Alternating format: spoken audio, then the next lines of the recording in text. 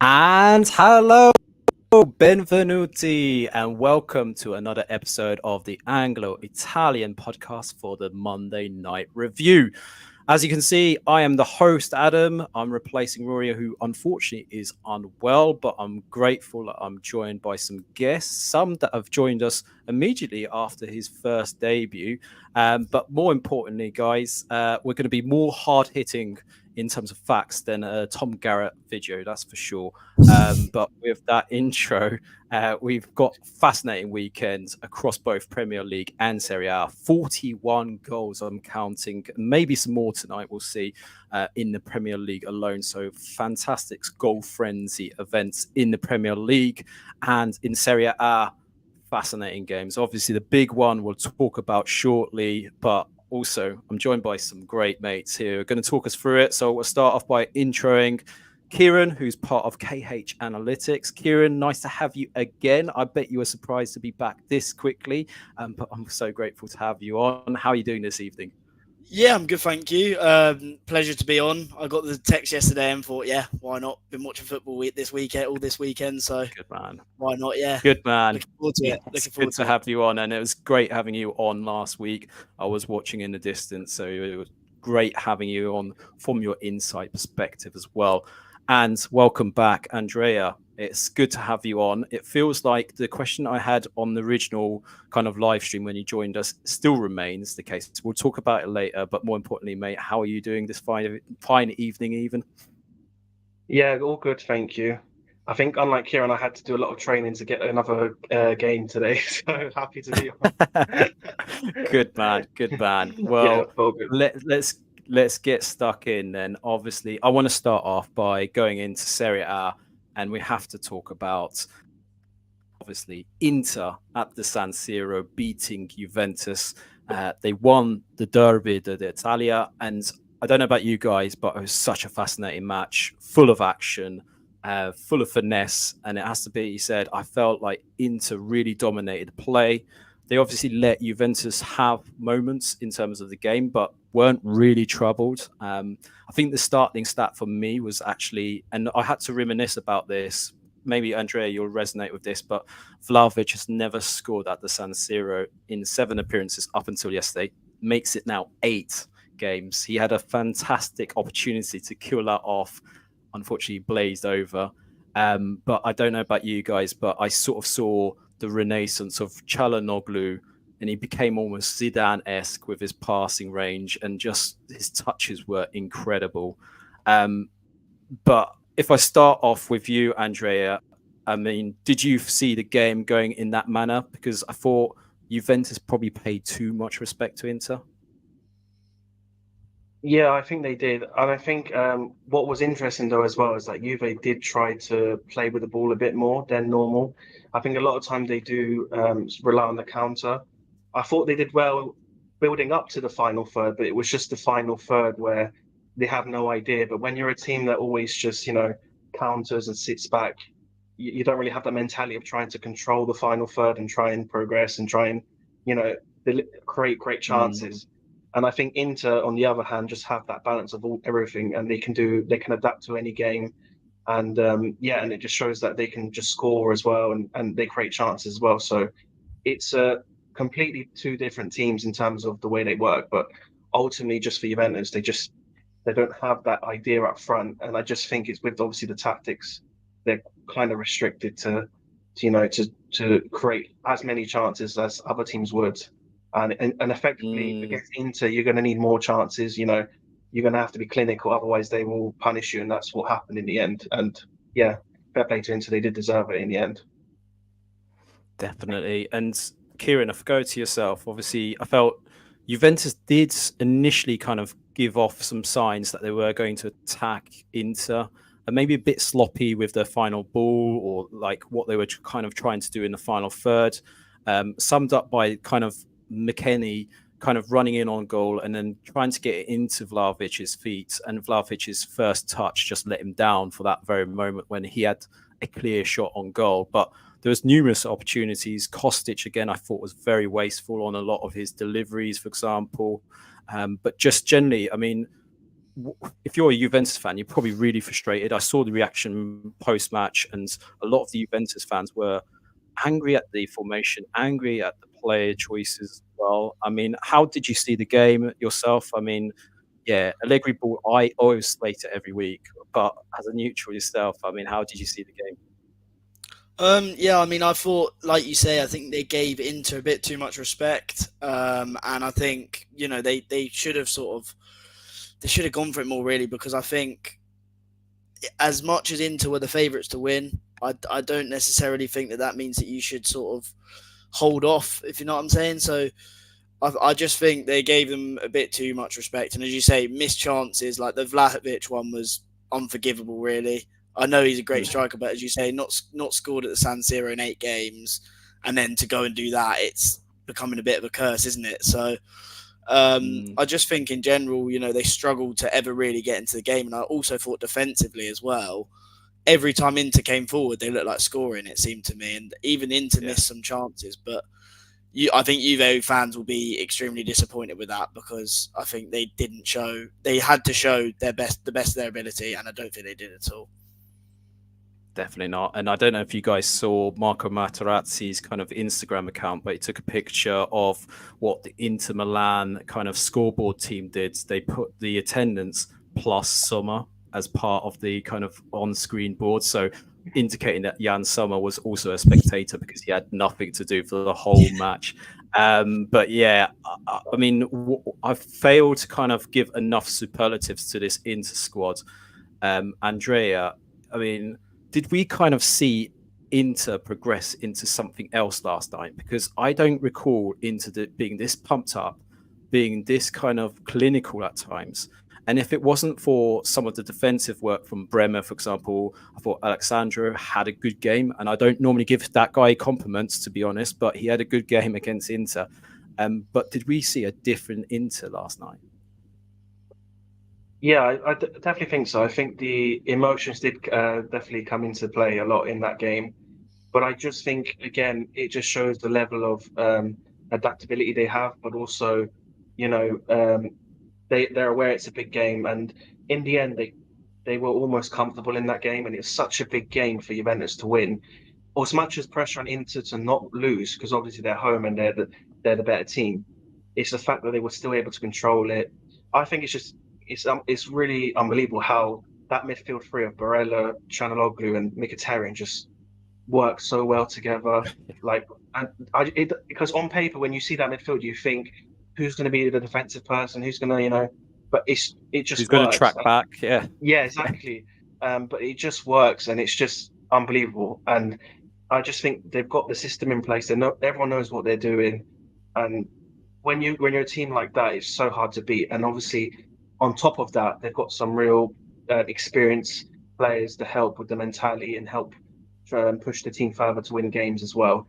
And they've definitely improved from last season as well, and considering they got to the final last season. So they're on the right track. So they look really, really good. And yeah, they definitely elevated the level last night. And I think it's just going to continue just with the unity and everything about them. They just got everything going well for them. Every player knows what they're doing. I mean, Darmian can just come in for a game. Dumfries can have a rest, whichever. Carlos Augusto comes in a game. DeMarco's not missed. Brilliant. it's like the Fiorentina game, for example. They were missing all those players, and it's just like they've got players that can just do as good a job. So yeah, they've literally got all the things going well for them. Yeah, definitely. And Kieran, I've got a bit of a dilemma. I don't know who is signing of the season. Is it Benjamin Pavard or is it Marcus Thuram? Now, prior to the game, I would have said Marcus Thuram, but Pavard's performance against Juventus was absolutely insane. I mean, he just kind of cut out everything, put his body on the line, and almost had a spectacular kind of assist. He didn't connect with the overhead kick for that particular goal, but I mean, that would have been epic in itself. But I mean, superlatives again, right? Who would you pick as your kind of player of this season or signing of the season, should I say? I'm sure Pavard will tell you that he meant to do that as a like little exactly, the bicycle kick attempt. But yeah, I mean, I was the same. I was always sort of Thuram was signing of the season in the league before this weekend. But I mean that, yeah, as you say, that performance from Pavard for me might cement him as the signing of the season, because am I right in saying they got him on a free? It was a free transfer. So Marcus Thuram on a free transfer, from Borussia Mönchengladbach, wasn't it? So ridiculous, like a ridiculous purchase that. It's really hard because they're both such different players. But I think if it wasn't for either one of them, Inter wouldn't be in the position they're in now, where you'd say they should really win the Scudetto. So yeah, I think it's a tough one because they both do such different roles. But if I had to say one, I'd maybe still edge it to Thuram, just because of how good he's been throughout the whole season, maintained those levels, and I think he might have created the most chances in the league as well as scoring a few. He's got an insane assist record just because of his physical presence. I mean, the way he works with Lautaro at times is just incredible. What about you, Andrea? I mean, if you had to pick one, which one are you going for? Oh, definitely Thuram for me. I think what's really good about him is just the whole work rate as well. Even because Martinez works really well up front with work rate, but I feel like it balances each other out now. So like Martinez can focus on the goal scoring side of things, and Thuram just runs his socks off. Honestly, every game he gives everything. So I think he's added to their game as well, where it's a bit more fluid. He can come out wide, receive it, and take on a few defenders, bring players out, and there's quite a few goals where he sets up where he does that. He just comes out wide, picks the ball up, and then pass it in the middle. So again, like he's just got his position and the way he plays is something that they didn't really have last season. So I just think, as an attacking point of view, they've got another level to go at with him in there, and I think just for that reason, I think that elevates him as like the better signing. But Pavard is just as good, obviously. But I just think that what Thuram can step front. Yeah, I feel we've got a full house here. We're definitely in agreement that Marcus Thuram's definitely pound for pound the best signing so far. But let's turn it on its head. Just quickly talk about Juventus. Obviously, I don't know if it's considered a bad defeat. I know for their fan base, a lot of them haven't been kind of very complimentary of how Allegri approached it. I felt some of the subs towards the end of the match felt like he was just trying to see if anything would stick on the wall at times, really just trying to see. And it was bizarre, like Miretti coming on, for example. It didn't really need to necessarily put on another central midfielder. But question for both of you guys, and I'll start off with you, Kieran. I mean, obviously this puts Juventus still in with a shot. Obviously they can still chase Inter, but what do you expect to happen now? Do you think Allegri can chase Inter given the kind of gap? And Inter have got a game in hand as well. That's the other element, that whilst we've got this kind of little gap now, if Inter win that game, that makes it even bigger. And I know the other counterpoint to that is, look, Inter are in the Champions League, so they've still got competitions to worry about as well. I mean, a lot can still happen, right? A lot could turn on its head, and Inter, as they would say, basically anything could happen, right? But do you expect it, like Juventus, to turn this around? I mean, stranger things have happened, haven't they, in football, especially in Italian football. But I think, like, if you're to sort of say the meaning of that game, like on Sunday, I think for me, just established the golfing class between the two sides.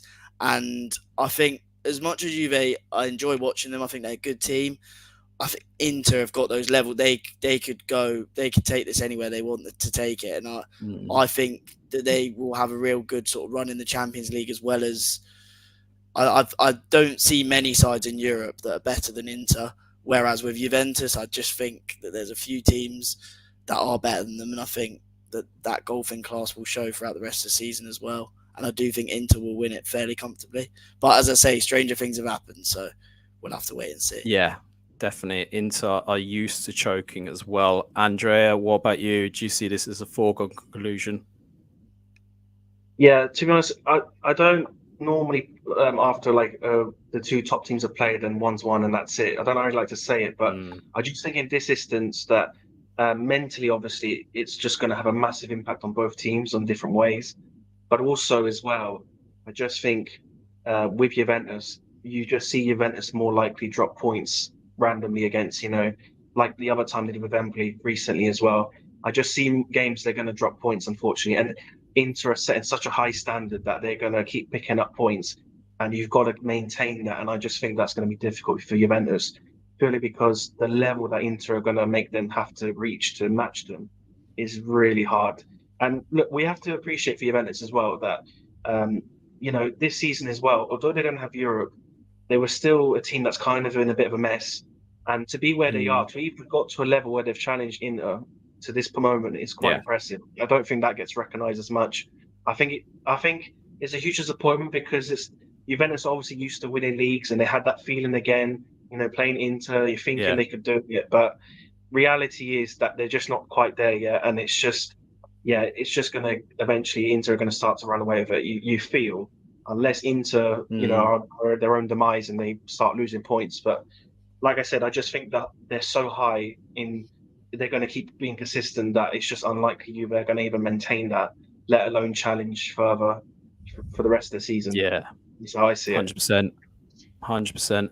I did feel like, I don't know about you guys, but it did feel like Juventus players were a bit nervous by the occasion. They seemed to be overawed a bit. Like there were certain players, for example, like Bremer, thought he was absolutely immense for Juventus and he really commanded his kind of defensive duties really well. But players like Vlahovic, I think he fluffed his line so many times. And one other point on Juventus, I did feel like Allegri didn't foresee Inter scoring first. He almost felt like Juventus were going to score goal first and then defend, and he didn't foresee that situation. So it felt like he didn't really have much ideas. And I know, speaking on our group chat on WhatsApp, Francesco, who's a Juventus fan, he was just like, predictable. He knew the substitutions would happen at that very moment. The same players would come on, but there was very lacking in kinds of like a plan B, plan C, what else would happen. So it's so just like phenomenal to see that. And I think Allegri just needs to diversify his approach. But yeah, just to commemorate, Rory's just mentioned that chef's kiss, that Çalhanoğlu pass. I mean, that was just epic, incredible. So incredible. All I can say is that level of that guy, he's just gone that step above now. He's absolutely incredible. I think that's it for Derby. I don't know if you guys had any other thoughts, but otherwise, let's fly us over to North London, where Arsenal, are they allowed to celebrate? I don't know, but they are back in the title race. They've won 3-1. Some comical kind of goals. I didn't foresee Sunday League to be watched on Sky Sports. I don't know about you guys. But Kieran, if I start off with yourself, this was an incredible match. Liverpool seems really off the pace as well. I don't know what happened, but they just seemed really disappointing.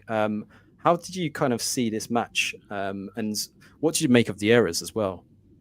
Yeah, so I thought, obviously there was a lot of mistakes on Liverpool's behalf. The first Liverpool goal was also an Arsenal mistake, of course, but I think overall, people aren't giving Arsenal enough credit, to be honest. I think the way that they took the game to Liverpool and the way that they allowed Liverpool's high press to then, like, Havertz would bring the Liverpool players out like Van Dijk and everyone, and it'd give Odegaard way more space to operate in. I think that sort of style, those kind of styles really suited Arsenal's game, and I think they really exposed the high press of Liverpool. quite often. And as we know, Liverpool very much struggle to handle Martinelli in every game they play against him, it seems. They just can't handle his pace, I don't think. So I think that I'm usually very I love Klopp, really, even as a neutral. I think he's a great manager. I think he's great for the league, but I think he was a bit too stubborn, thinking that high press tactic would work against Arsenal, because it just, as I say, it gave Havertz an opportunity to go for deeper and allowed Odegaard a bit more room. But the mistakes, I thought Van Dijk running into Alisson was a straight, well, not running in, but presuming that Alisson was going to clear it, and the fact that he completely miskicked it. And I said how good Martinelli was, but that goal was an absolute gift because it rolled straight into him. And I just thought defensively, Van Dijk and Konate just seemed way overrun. It seemed like they had way too much to do. And I think Liverpool also were missing Szoboszlai, if that's how you say his name. But I think they were missing him dearly, and I still think they needed a holding midfielder as well. Yeah, definitely. I've always felt like they haven't really replaced that Fabinho, and Jordan Henderson exits very well. And it was kind of, to your point, like there was very little creativity because Szoboszlai wasn't there, but they still had decent enough quality on the pitch to kind of do something. But I almost felt like they were very narrow. They weren't expecting the press as well from Arsenal, which was I was surprised because Arsenal like to get at them a bit more. And I felt, if anything, it highlighted for me, and I've always felt this, and I don't know about you, Andrea, but Martinelli seems to be more of a pest when he's in the middle. He almost reminds me of like a Thierry Henry when he's being played from that left-hand side, then being brought into the middle. He can be such a live wire and cause defenders so many headaches that they don't anticipate. And he's not anticipating that ball to be like presented to him on the plate like he did for that goal. But I mean, that's the difference of having someone with just direction. And I felt like Kai Havertz, on the other hand, didn't really have too much apart from making himself more of a nuisance in this game, which I think works in Arteta's favour. But Martinelli, is there kind of a case to say he should be played through the middle? I definitely think possibly, because considering that Arsenal don't really have like an out-and-out number 9 who's actually scoring a lot of goals for them as well. So I think definitely it's something they could look at. In particular as well, they've got a lot of wide players as well that they can fill in, etc. I mean, as well, they can always rotate as well throughout the games as well, like they do normally. But there's definitely a case. I think, obviously, in reality, it'd be easier if they got a number 9 in the summer and just put him back to the left. But I think for the instance for now, definitely it would be something to look at. But like I said, he's got that clever instinct in the final third, and he's quite clinical as well, to be honest, I think, actually. So that's why I do see the number 9 kind of role for him would work. And like that goal, the press was there, and anticipation for the mistake, and you wouldn't expect it. It's Alisson and Van Dijk, two best players for like the last 10 years in the Premier League, last 5 years, sorry, in the Premier League. So it's like, so I think he could do a job as the number 9. But I think overall, though, for Liverpool, I just think they won so many games, and on top of that, I think because they beat Arsenal recently, I don't know if they just went in there just thinking like they'll somehow win the game, but not worry too much about having to play well. I just think maybe they got a bit of complacency, perhaps, because I feel like they've never played like that poor before. I just don't know. I mean, you can have off days, but I don't know if it's just that mentality of like they've beaten Arsenal recently in the FA Cup. They've been a winning run, and I think I don't know if that somehow went into their minds in that game. It's the only thing that I can think of that explains why they performed that poor, because you expect a lot better from Liverpool. Rory's just put into the comments flowers for Jorginho. He's a player that I feel every season gets written off by a lot of Premier League fans in particular because they don't appreciate necessarily his style. Andrea, he can be very frustrating for the Italian national team as well, it has to be said, especially with his spot kicks when it comes to it. But in this particular game, I mean, he absolutely used all of his experience and he was phenomenal, wasn't he? Oh yeah, and I think that's why obviously got his recent call-ups recently as well again, because we thought he was done. Yeah, He's getting those call-ups yeah, again. But yeah, he's obviously he's just also underrated as well in times as well. I just think when Arsenal first got him, a lot of people were like not. I don't think a lot of Arsenal fans were thrilled, but then you just know that mm, despite poor performances at times, there is a player still there. Um, for national teams, I think it's a bit different because like I feel like we've got a lot of midfielders now coming through where he might not be as needed. But when an Arsenal team, when they've got to try and control the midfield, a big game like Liverpool, someone like Jorginho would step up, and he's done that many times in his career. So he's definitely a great player to have, especially just to dictate the play, calm the play down, calm the nerves. And I think as well, considering as well Arsenal, I think again why they celebrate so much, which I don't think is wrong, by the way. I think it's a stupid comment that they mm, made. Um, yeah, is because they've not really gone over the line against those big teams like Liverpool, Man City in recent years, and they've actually beaten both in the same season, which is unbelievable for them. So they have every right to be happy. They know that there's progress. So um, yeah, I think he does play an important factor in that midfield, especially with Rice as well winning the ball a lot as well. So they've got a really good balance. And Jorginho, yeah, just dictates that play really well when he's needed. In those big games, someone like Jorginho is perfect. You see it a lot. He's yeah. always played in these big games. Arteta always plays him in those big games, and he knows why. So yeah, so definitely a really good option for them. Before we kind of address the whole can Arsenal celebrate, Kieran, I wanted to ask you about Klopp's demeanour last night. He didn't seem his cheerful kind of narrative way that he normally is on the sidelines. Do you think that may have contributed to the way Liverpool kind of approached the game as well? Because normally he's quite animated and he's kind of on the touchlines demanding a lot more of his players, even if they're not playing as well. But I fail to see that on the pitch sometimes, and I don't know if something behind the scenes happened prior to the game because it just felt just a bit off. I don't know if you got that impression as well. Yeah, no, I 100% agree. I think part of why, like, love him or hate him, part of why he's such an effective manager is how animated he can be and how much he can get behind the players, get the crowd going, especially as well. I know they were away from home, but still, you can get he can really get an away crowd going.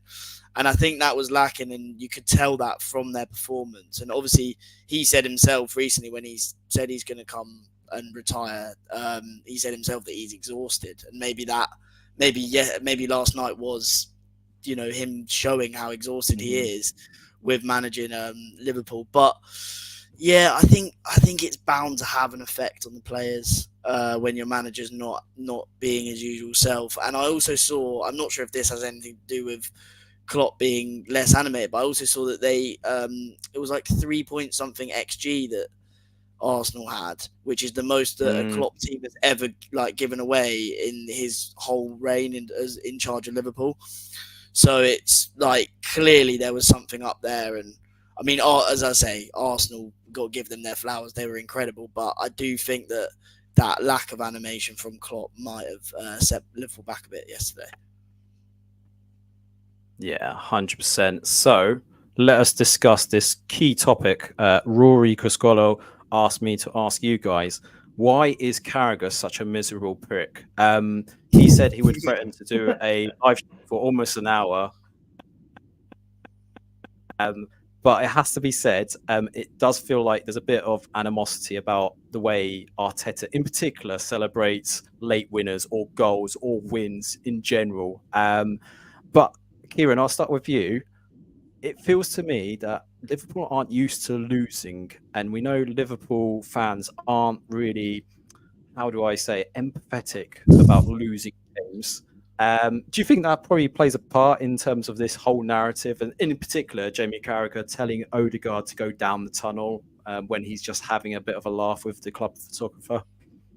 I honestly, I like Carragher as a pundit, always have, but I think that was a bit outrageous for him to say, because I think if it was any other club, like, people would be saying, "Oh yeah, fair enough, they beat Liverpool. It's a massive win for them. It puts them back in the title race."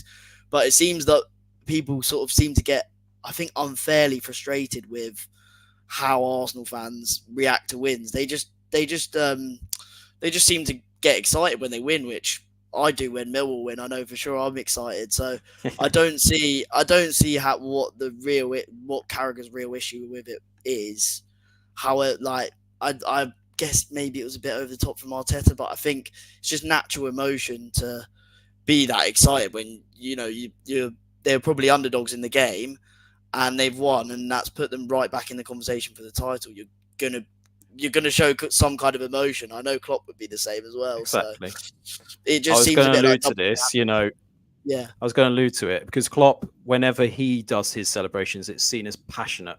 It's not seen as, oh, why is he celebrating after they've beaten Stoke 5-0 or something like that? It's like some measures seem to be lost in translation here. But to an extent, like Arteta can go a bit over the top, let's put it that way. But I don't have any issue. And Andrea, I don't even hear of stories in Italy where people are being told don't celebrate in that manner or don't kind of like go bonkers. I mean, you wouldn't have told Napoli fans not to go bonkers after they won the Scudetto for the first time in 27 years. So like the emotions are there. But do you think this is like a Premier League thing? And do you think there's a specific vendetta against Arteta and maybe Arsenal to an extent?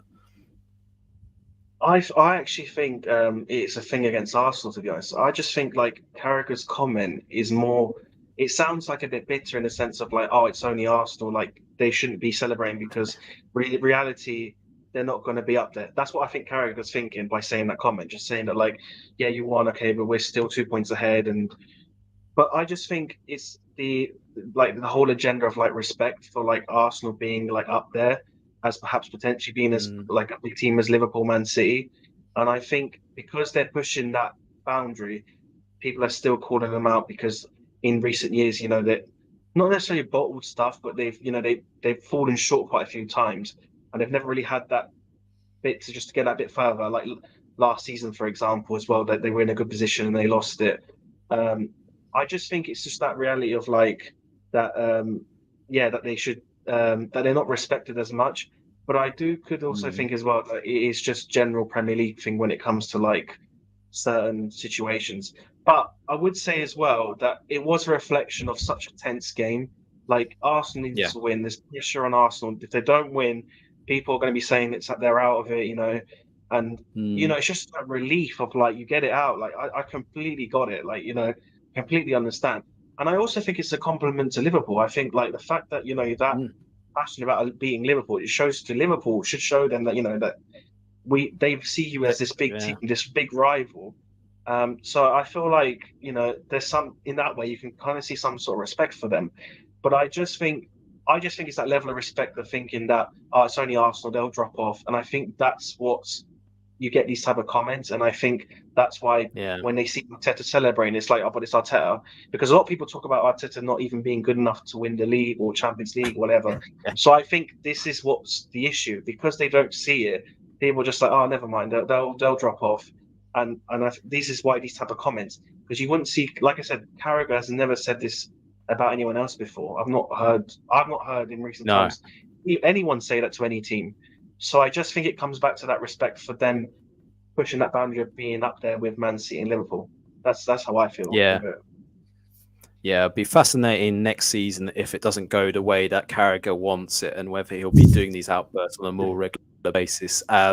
But on that note, I think we're going to go to some other Premier League matches, and we'll start off, and I'll go to you, Kieran, because I know we were speaking offline about potentially this could be a huge talking point. You've got a few points to make, but Chelsea, what's next? They lost 4-2 to Wolves. We have to give some respect to Wolves because I think that's going to be lost in the whole of this conversation anyway. So I'll start that off from the very beginning. Really impressive performance again by Wolves. They knew what they were doing. Typical Gary O'Neill performance, and like superlatives for the likes of Cunha as well as Pedro Neto. So glad they're in my fantasy football team. That's all I'm going to say straight away. They got me some good points. But Kieran, if we start with Chelsea, there's some fascinating stats that have been flying out since that defeat. Obviously, we've got the kind of emotional side with Chelsea fans demanding that he leaves. It now transpires that maybe it's not as easy to get rid of him because apparently they might be breaching FFP because apparently he's got a huge buyout clause to get rid of him. But putting that to the side for a minute, I just wanted to kind of ask you this question before we kind of go through the natural, obvious questions, which is how do Chelsea navigate through this period? Because they have got a Carabao Cup final potentially. Do they give Pochettino a chance to kind of see at least that out and see if their fortunes change in the next few weeks? But even if you do change it up, right, whoever comes in might be seen as a short-term solution to what it needs to be a long-term project. We know they've brought in players that have got contracts until 2030, 2031. So you're not going to be easily getting rid of those players as well. So you need someone that's going to obviously coach these players and stick with it. And I think sometimes Chelsea fans have to be reminded that they're going to have to go through some pain initially before they see the fruits of this success potentially. And if it's not success, then I don't know how they're going to navigate financially through this. But it feels like if they don't get Europe, they're in a bit of a sticky period. I mean, how would you approach it? Well, I think it's a very difficult time to be a Chelsea fan, and I think that's an obvious thing to say. But I think not just with you've obviously got the where they were with Tuchel, and then the ridiculous sacking of him.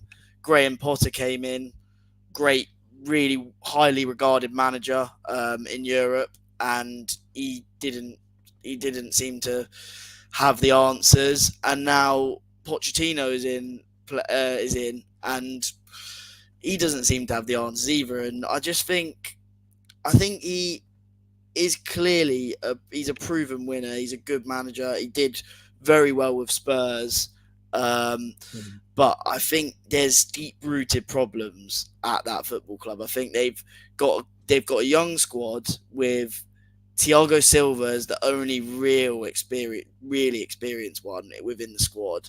And I think they need a few more players like Thiago Silva. However, they don't, with this FFP, these new FFP rules, they're not necessarily allowed to sign anyone like on that caliber. So it's like, it's a really tricky situation for them because I completely understand why they want Pochettino out, and maybe it's best to get rid of him if you ignore the sort of FFP sort of thing.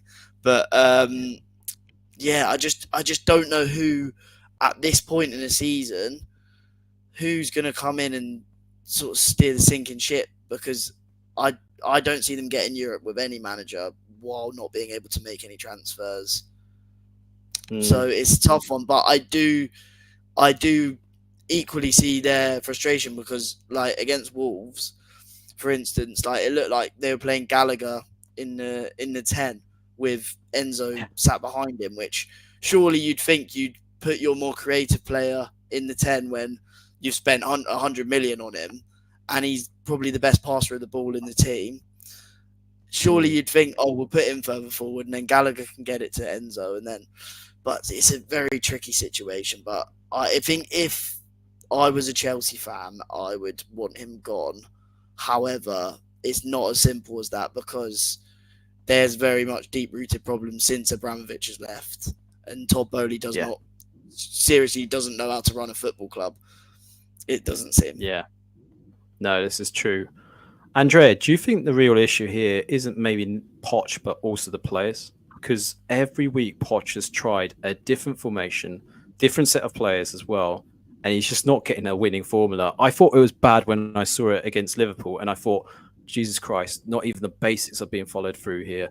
But again, they kind of let the simple things go by them, and again, he's changing it. And this persistence of Cole Palmer being played up front is, I mean, it's doing my head in, and I'm not invested in Chelsea Football Club. I've got no interest about them apart from the in-laws do support them, and they don't even like supporting Chelsea these days. So that's a blessing for me.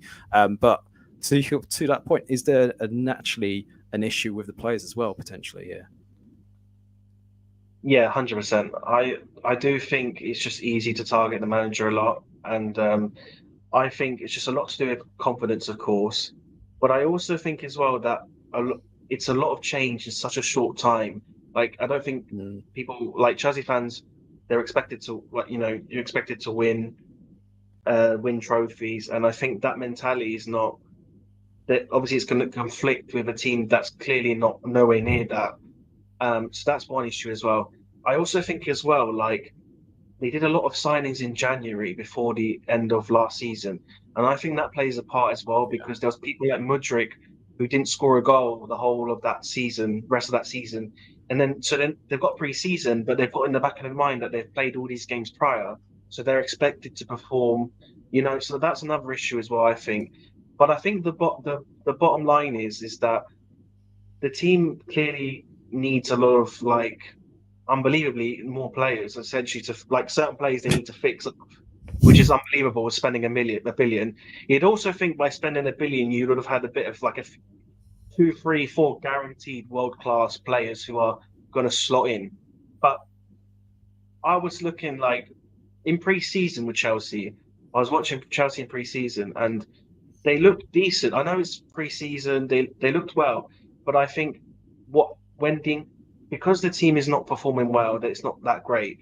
They're just relying on thin margins. So, like when Nkunku gets injured and he's out for a strong period, arguably Chelsea's best player in the squad, if you look on paper, for example, he's injured. The whole striking situation has to be twisted around. Jackson has to step in for not as much as he would have at the start as well. So I just think they've put themselves in a position where the team already is struggling as it is, and then minor injuries like that makes it worse as well. But it all goes down to confidence as well. But I don't blame Pochettino. I really don't. I don't think they should sack him either. I still think he can turn it around, and it's just a confidence thing that unfortunately that it's still going to have to work through. Because chopping and changing is not going to do anything. There's a clear structural issue that needs to be resolved, and when it's structural and big like that, it just doesn't happen overnight. But I also think it's also the confliction with the fans, expecting Chelsea to win, and the players aren't reflecting that, and the players are low confidence. It's a lot of things like that. But I just think they've got to somehow ride the wave. See if they can win that cup final, because if they can win that cup final, they Conference League now, or is it still Europa? I'm not sure if they will get one. Yeah, I think it's Conference. Yeah, I think it's changed now. Exactly. So that's something at least if they can win. It's a one-off game. It's a final. Anything can happen. It almost feels like that could be a defining moment. If they win that, then the pressure's off for the season to try and finish high up at least. That they've got some sort of European football, because realistically they're not going to get top 6. So even 7th, let's be honest. So I do. That's what I would say. Having said that, no, you're spot on. I don't know if you were going to cover it, but they've got a League Cup final, and there's a man who missed out on a League Cup final before. I don't know if you were going to bring it up, but that's something that's no, go on. Written in the stars. Yeah, I know exactly the man you're on about. Yeah.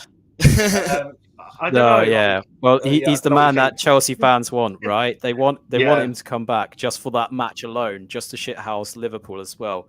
But what I was going to quickly allude to on this point as well, and I'm going to try and share it on the screen for you guys now. So for those watching right now, you'll be able to see there is this image that came up last night, and it fueled the anger of Chelsea fans, which was obviously the comparison against Graham Potter's reign, and obviously same amount of games they played. Graham Potter is actually a position higher than Pochettino's side, and also with a slightly higher points tally by 1 point, I grant you. But it just goes to show you, actually, what he was doing wasn't too bad. Perhaps if they stuck with the process, I don't know if that's the right answer, but I think Graham Potter was unfairly dismissed in certain circumstances. I think overall he wasn't probably the man to lead them, but regardless of that, I think they're paying the price right now. I am just conscious of time, so what I'm going to do is quickly go through the results that have taken place in the Premier League.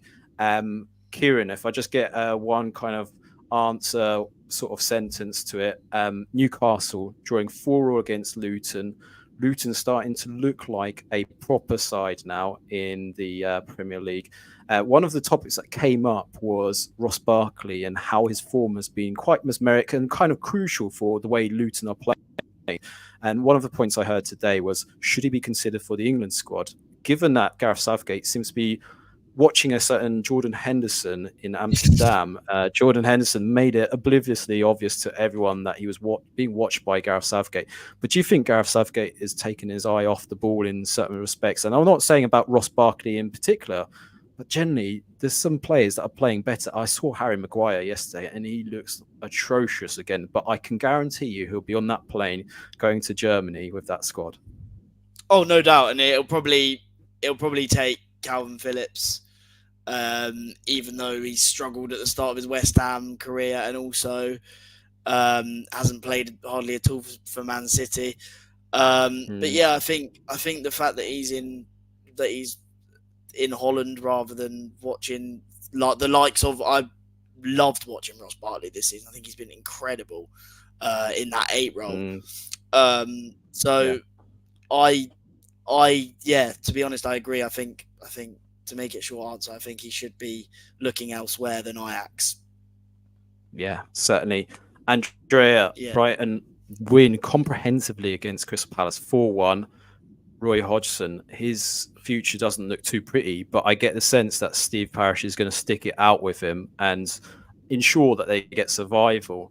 Obviously, Roy Hodgson pretty much put his medical team under the bus when he said Elise was given the all clear to play 45 minutes.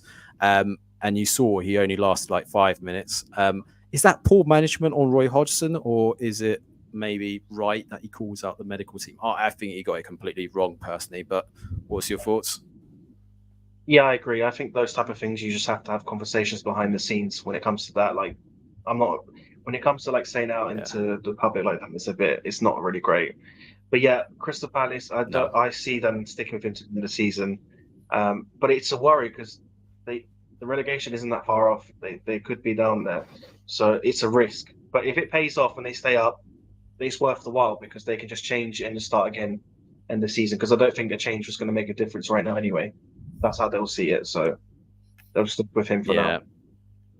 100%, 100%. In terms of the other games, then just quickly run through the results. I'm just waiting for my screen to actually refresh. So I'm just going to have to play it by what's in my head right now. Man United won 3-0 against West Ham. Comprehensive. Ten Hag, I felt like his comments were a bit strange. He kind of referred to the youthful side of Man United. I don't know if that's necessarily going to save his season, but I think West Ham were just poor on this occasion. We also saw Burnley get some points on the board. 2-2 result against Fulham. I felt Fulham probably just threw that one away. If they just a bit more solid at the back, they hold that out for 3 points. Everton drawing 2-2 against Tottenham. A superlative goal from Richarlison, who only seems to score really good goals against Everton, it seems, these days. Really good one there. And then Sheffield United losing. They were pretty much 5-0 down at half-time, let alone full-time. But they did well to kind of keep it at 5-0. I don't know what you guys thought, but it does feel like Sheffield United are pretty much down for this season. Just quickly, we've got Bournemouth also drawing against Nottingham Forest. And as it currently is, as it stands, Brentford are losing 2-1 to Man City. They have taken the lead in that match. However, Foden scores before half-time. And I don't know who scored the second goal, but I'm sure we'll refer to that when it goes into full-time. Let us move into Serie A then. We'll start off with you, Andrea. This is the moment you've been dreading, I think, to be fair. But Lecce get a fantastic result. But what is going on at Fiorentina, more importantly? And I think the question I had for you, mate, was Italiano. Does he actually see out the season? Or, I mean, I've seen your rants on TikTok. I mean, it can't go any more expletive than they've already are. Yeah. I think as much as it's difficult to say, I just think I do cut him a bit of slack because I do think essentially the players aren't good to the level that we're expecting and where they are in the table. I just think they've overachieved and it's got to the point where we've started to realise. I was saying this when we were winning games, actually. I was saying that we shouldn't get carried away because we didn't look great. There's been games we've won and I'm like, Udinese, start of the season, stuff like that. yes, great, we won, but we were lucky. The other teams have had lots of shots, and eventually it's caught up. Lecce deserved that game. They absolutely outplayed, and honestly, in that first half, I'm struggling. It's like should have been like 4 or 5, and I was like, this is going to be. What am I going to say if it's like 5 against Lecce? But I, in that respect, I do cut him some slack. But I just don't understand. And maybe again, it's just like it's difficult if the players don't have the confidence or the belief. But I don't understand how he hasn't employed his tactics that he did at the start, and it's just completely gone. We were playing this nice, great football. We were definitely taking matches to a lot of teams, dominating. But we're almost if now we've like gone backwards. We've just decided let's just put the ball forward, balls down the side. Like it literally reminds me of like watching like lower league football sometimes. Like literally just like I and I think it's offensive to say it's a lower league football, but it's just like like stuff like that. But in terms of Italiano, I just don't think there's anyone realistically better than him, and I think that's the issue. It's always that saying, like be like that you be careful what you wish for kind of thing. And I feel like if he goes, I don't see who would want to take it, and that's better than him. And I also think as well, despite the poor football and despite numerous other things, he somehow found a way to get certain wins, to get to certain stages. Like we're in the semi-final of the Coppa Italia, Conference League, we're in the last 16. Again, very, very lucky in both to get there, but we got there.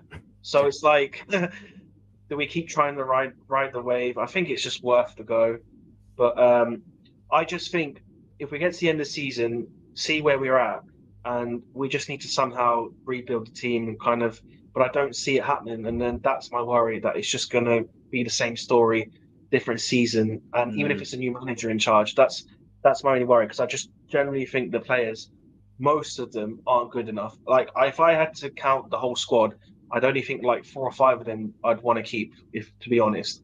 That I actually think are actually good enough to be at a high level in what we're trying to aim for. Realistically, it's sad to say, but it's the honest. Like I don't think you could be any truthful than that.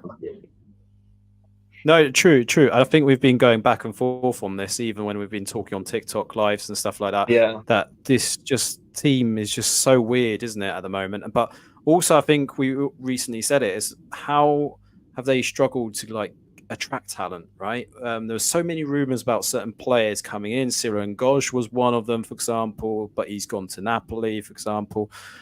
You struggling to offset certain players. Your favorite Brecalo eventually does move back to Croatia. But I mean, that was typical of just, I suppose, a little bit of a farce that goes behind Italiano as well, because the board probably are struggling to do something. I don't know what's going on behind the scenes, but clearly it feels like they're just not aligned at the moment. They don't know what they're necessarily doing. So I think to your point, yeah, you're correct. They've kind of looked at where they've progressed. And I think they probably look at where they were beforehand, and they're probably going, you know what, Italiano's still delivering in that sense. He's still doing really well. And I think they were unlucky, obviously, that they came across a West Ham side when it came to Europa Conference League even. Sorry to remind you of that as well. But yeah, it's just one of those things. It feels like, obviously, he's learned from the likes of Allegri. He's seen what David Moyes has done potentially with West Ham as well. And that's why he's playing that style of football, it's fair to say. But when you get results against Lecce, like these are I think you said pre-game, these are the games you should be winning, right? These are the games you have to be winning. Yeah, I tried to look at the next 5, tried to be positive. I tried to be like, if we target these next 2 games, Lecce frozen on it, we're on our way. But yeah, it's just, for me personally, I think despite the football and everything, I'm still going to be positive. I'm still going to believe, even if I don't sound that at like times. I do, obviously, you want your team to win, but it's just when you're pushing for a position that is more open than ever, and likely next season is going to be shut out next season because Napoli will be back there, Milan, Juve, Inter. I think that will be the top 4 next season again. Like those teams realistically will be up there. You have that chance, and we end up just getting Faroni and Belotti. Like that literally just got me. Like when you just see that's who we've got. 2 players who are at the fringes respectively of their clubs. is not good enough to push forward. And for me, that was the final straw in terms of like, there's no point even like being so positive that we're going to do it, because it's just it's a missed chance, and I'm honestly was devastated. I'm still devastated about it, because I'm just thinking, what if the couple players? You never know. I don't think we would have anyway, deep down, but there's no way now, and it's a shame, because surely as a team and as a squad, you saw that there's this massive opportunity, and you just let it go. You just let it gone, and it's just it's a real shame. Definitely. And Kieran, what's your outside thoughts of Fiorentina? I mean, a few weeks ago they were kind of in the top 4 mix. They've slipped up of recent, and I think there's performances of other teams that we'll allude to in a moment. But I mean, natural impressions of Fiorentina. Do you think they've had a good season? Yeah, I think. Well, I mean, as you said, they've dropped off massively in the last sort of like few weeks, and I think the fact that they're 8th now just tells you what you need to know, really. And I thought Lecce, like, credit where it's due. You know, they dug deep against you, and obviously getting 2 90-plus minute goals to win the game. I mean, that has got to hurt, but at the end of the day, it was a fantastic performance from them, and to dig that deep was just brilliant to see from a neutral. But I understand your pain, and I think I think it's a long way back now for Fiorentina. Yeah, 100%. Unfortunately. But Andrea, all I was going to say was Falcone is one of my favourite goalkeepers for what he's achieved at Lecce, and then he does that howler against Beltran. I mean, boy, that guy, I feel for him. Let alone, look, flowers to Lecce. They're one of these, like, I would say, underrated sides in Serie A. Nothing special, but they can get results like this, and they've got a lot of heart under Roberto De Versa. He really gets a lot out of this squad, especially, Andrea, we were talking about it, Gabriel Strefezza being sold, or only on loan. He's only on loan at Como, but you know there's a financial deal there anyway to be had. But yeah, even that move was a bit strange, to be fair. I'm going to rub some more salt in the wounds, Andrea. We're going to talk about Bologna as well, someone you don't really want to talk about, but they are obviously putting themselves back in terms of contention for the top 4 mix as well. Got a fantastic 4-2 win against Sassuolo. There's a few questions I've got, but if we start off with Bologna, that performance in the second half was absolutely amazing and truly kind of spells out to everyone what the hype around Thiago Motta is, and typified by the performance of Lewis Ferguson, who obviously a few seasons ago was just seen as a Scottish midfielder in Italy. I mean, what the hell is he doing there? But you started to see this guy really flourish, and I'll put my head on, or hat on it. I think Lewis Ferguson is going to earn himself a big move this summer. I think he will get to a big club this summer. I'll be very surprised if he doesn't. And if he doesn't, I think that's a blessing for Bologna, because they need him for next season again. But from your point of view, are you a bit envious of what they're doing in Bologna as well? Well, they've got a tactic that's actually working, and they're actually playing football. No, I think that the style is there. They've got a clear imprint, and when it pulls off, it's unbelievable. Like they can win games like that, like turn it around completely. But I just think, obviously, for Bologna, it's just the depth in their team, and obviously a few injuries. When Zerski's missed a few games and stuff, that's where you're going to see them struggle a bit. And I just think, obviously, that's the key problem for them. And if they can maintain that team's fitness levels for the whole season, because if they don't, they're going to drop some more points and stuff. So, but they've got a clear thing. If they kept Motta somehow, and they kept these key players and build, they've got a real good chance to develop further. But it's just whether they can do that. That's the question. And Motta, for me, Napoli's perfect for him. Honestly, I would love him at Fiorentina, but I don't. That's a jump, to be honest. I feel like he's better off staying at Bologna. But definitely Napoli would be perfect for him. So it's just it's to see what they do. And I definitely agree with you on Ferguson. Definitely, he's going to earn a big move. He's been amazing. Definitely.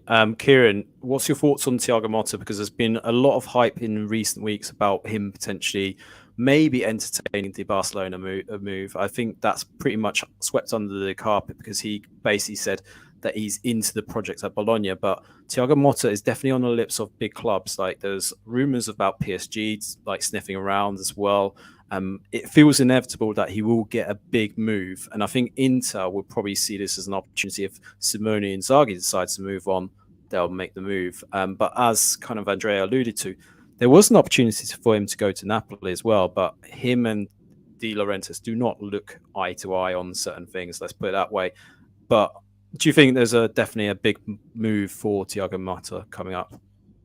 100%. I think it's sort of written in the stars, really, that Inzaghi might take that Barcelona job, and then obviously with Motta's history with Inter Milan, he may then snap up that job. And I think he's class act, because the way that he's got the likes of, Joshua Zirkzee is a joy to watch at the moment.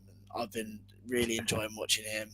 And then Ferguson as well, he's got them playing, and I think he could really suit the Barcelona job.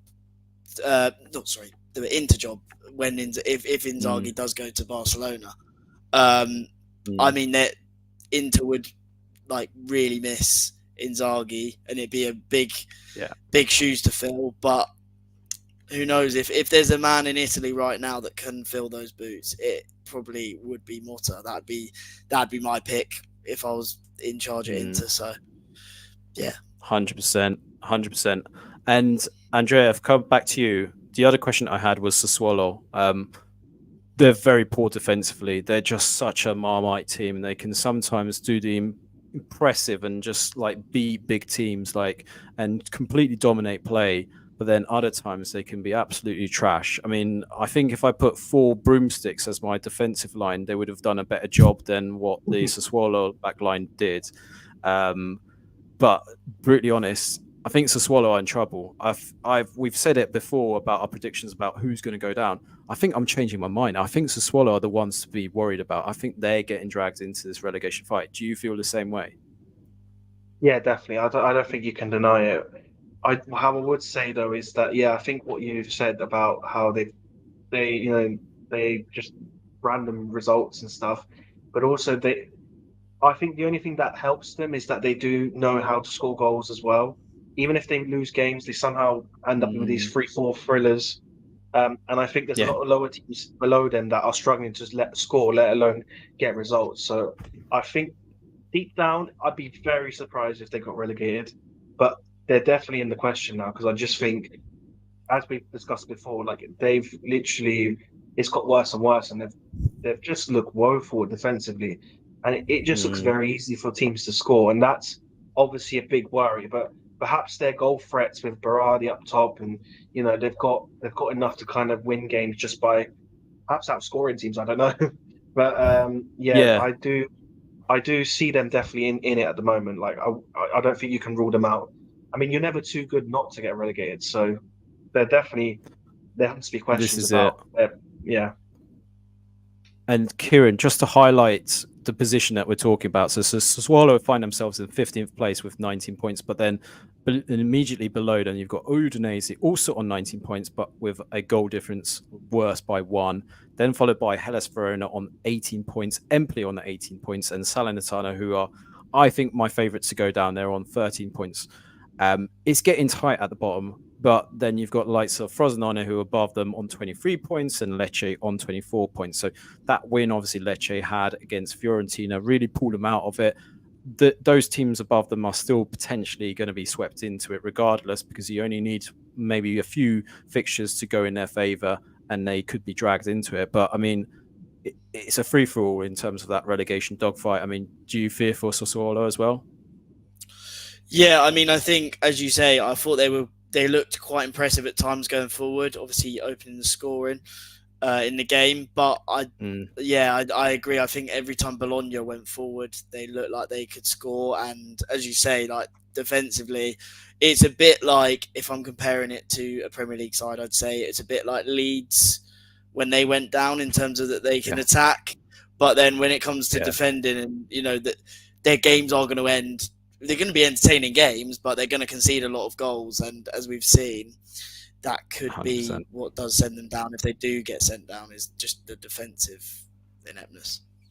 Yeah, 100%. And the game to look out for this weekend already, I know we're not even at the end of the week, but Salernitana take on Empoli. That's a massive 6-pointer for both sides. So that already looks quite tasty. But if I take you through the other games just very quickly, because I'm mindful of time, on Saturday, Empoli drawing 0-0 against Genoa. Big result for Empoli. They don't normally get big results, but that is quite an important point for them. Udinese drawing 0-0 against Monza. Again, nothing to shout about, and Udinese just like drawing anyway, so that's pretty much their motto. I wanted to bring up this point though as well. So Frosinone losing at home to Milan. Milan needing Luka Jovic to score the third goal. And Frosinone, I felt were a bit unlucky, Andrea. But I'll start off with you, Kieran. Milan, they're kind of outside this kind of talk about who could be the Scudetto favourites. I don't think they've got the consistency, but do you see otherwise with Milan? I don't see them challenging for the Scudetto this year. Not purely, but because of how good Inter are. I think they've got a long way to come, and I think Rafa Leao, it seems, has his mind elsewhere. I think he's still been, quality, but I don't think he's quite hit the levels that we saw him hit last season. And I just think that might drag them away from the title race a little bit and more sort of just focused on getting maybe top two.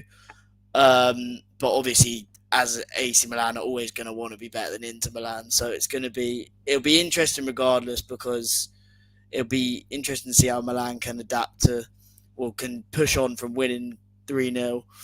Was it 3-0? 3-2 in the end for 3-2, Milan's favour. Yeah. So 3-2. Yeah. I mean, push on from that, and we'll see about the title race. But I don't think I think Inter Milan have just set the bar too high. Yeah, certainly. And I think, if anything, Andrea, for me, Mike Maignan and his inconsistencies with letting in goals at the moment, in particular Frosinone's goal, he just let it through his legs almost. It was just a bit embarrassing, but that's the reason why I don't think Milan are going to probably kind of mount a charge for this Scudetto. I just don't think that consistency is there with this Milan squad. Do you feel the same? Yeah, I definitely agree. I think it's a lot of issues with a lot of teams when they try and challenge for certain positions. But I think they're in a bit of a limbo where they're too good for those teams that struggle to get the top four, but they're just not good enough to be challenging. So they're in at least a good position to be where they are. Like, they're miles ahead of teams below them. It's just, they just need that bridge at the moment that they've just got to get over at the moment. But not for me. Yeah. I'm going to stick with you, Andrea. I can see you're wearing, or donning at least, a Napoli-themed shirt. So Napoli getting an impressive 2-1 win against Hellas. You don't normally say that, but yes, in particular, Kvaratskhelia with that beauty of a second. He seemed to turn it on for Napoli, and they seemed to miss him from the previous week because he got suspended. How vital is it that Kvaratskhelia was back for this match? Vital, 100% vital. He is literally a game changer. Even off days he's just someone in the team you need. He can win you a game like that, and we've seen that time at time as well. So definitely. Obviously, when Osimhen comes as well into the team more, we'll see. But they've signed really well. I've been really impressed with the signings they did in January as well. So I do think they're in good shape, and I still back them for the fourth place. I've said this loads of times, but I think even more so now with the window they had. And but they just have, compared to the other teams, they just have those winners. Osimhen, Kvaratskhelia, Raspadori, when he comes on, they've got people that can win you games, and that's crucial in the latter stages when games are tight, and like we saw in the recent game. So I definitely think. 100%. Cyril Ngoj was on the score sheet for this one against his former side as well.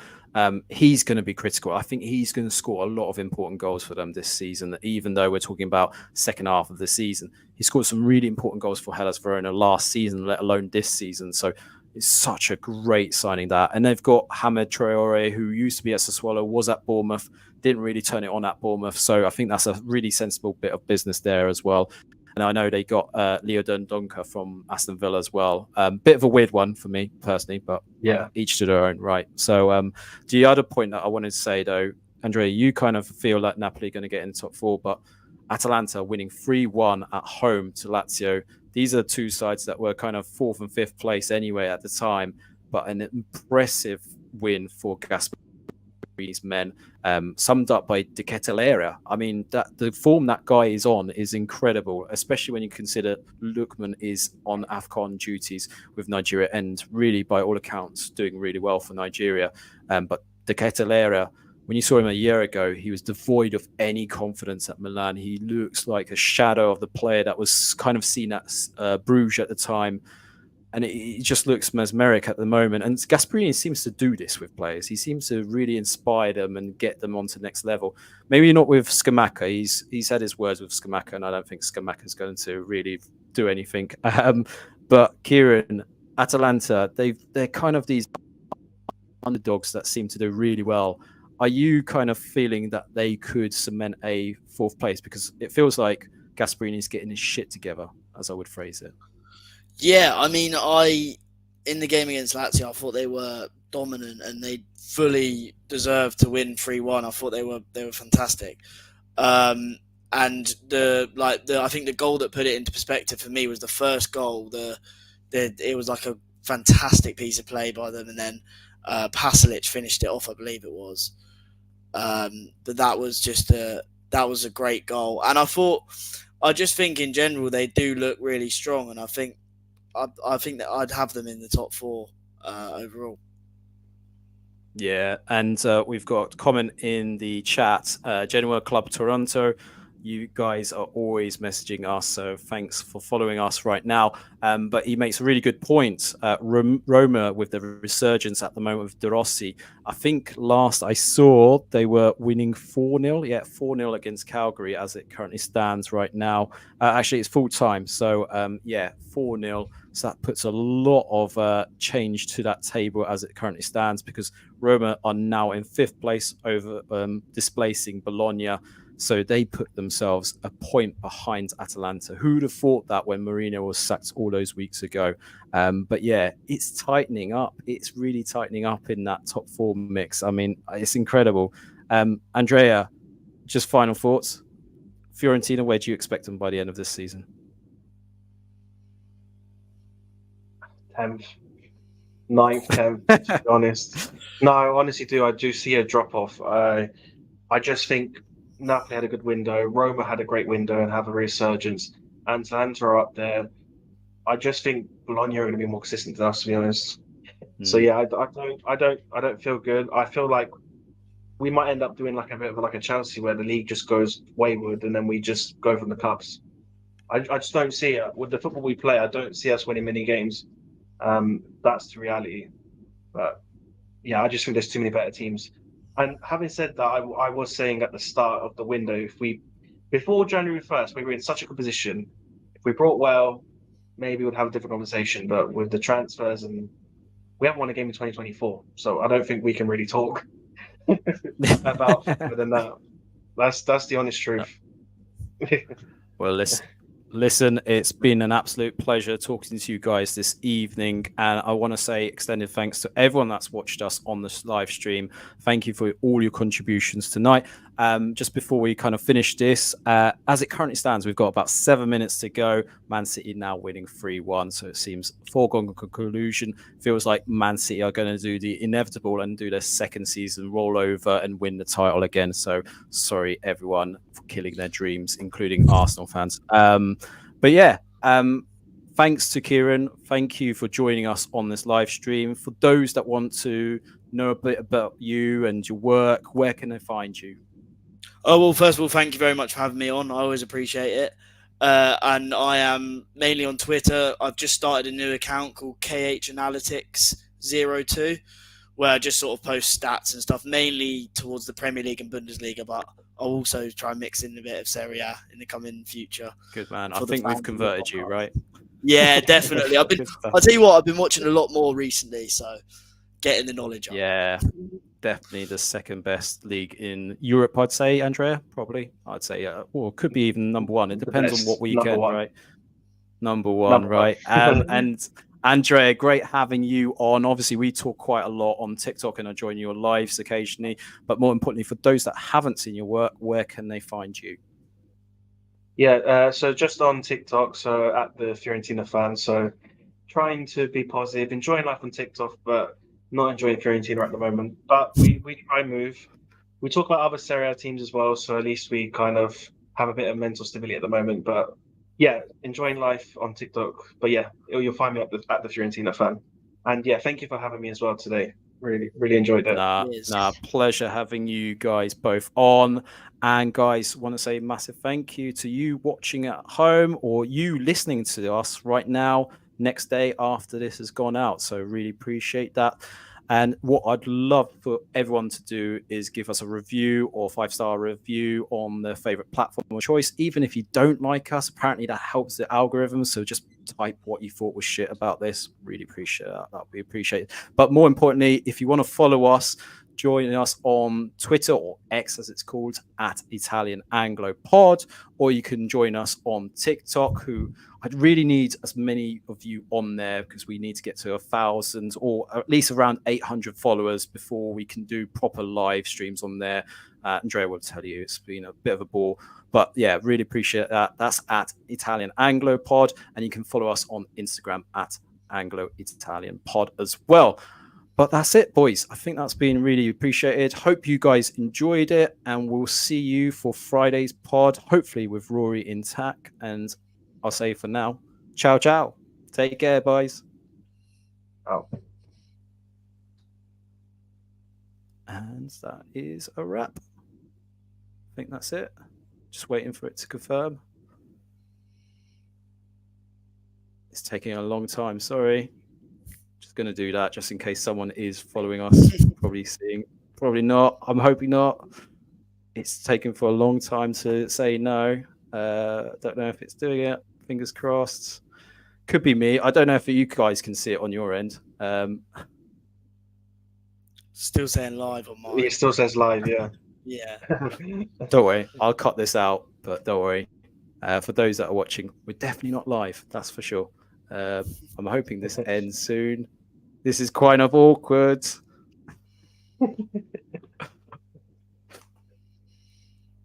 Is it doing it? What is going on?